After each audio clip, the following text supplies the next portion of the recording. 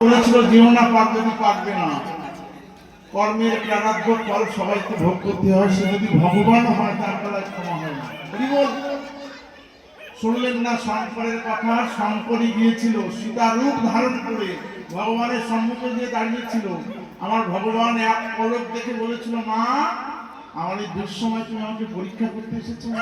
যেই মা বলে ডাকলো রামচন্দ্র ভগবান, সেখান থেকে সেই শঙ্করী ছুটতে আরম্ভ করলো।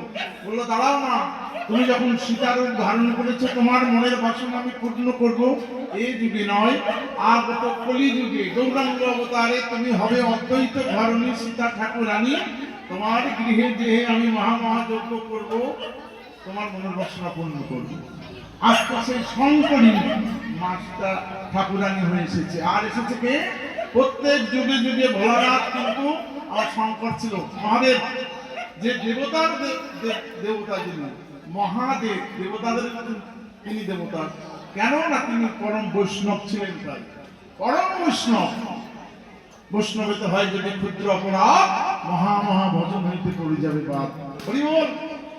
সেই শঙ্কর অপরাধ করেছিলেন কোথায়? না ভগবানের রাতুল চরণে। কোথায় অপরাধ করলো? রাসস্থলীতে নারী পুরুষ প্রবেশ নিষেধ ছিল, শুধু নারীরাই যায়। কিন্তু শঙ্কর শ্বেত গোপী রূপ ধারণ করে সেখানে গিয়েছিল। ভগবান বলল, শঙ্কর তুমি আমাকে পরীক্ষা করতে এসেছো, যাও মনুষ্য বলে যেতে হবে।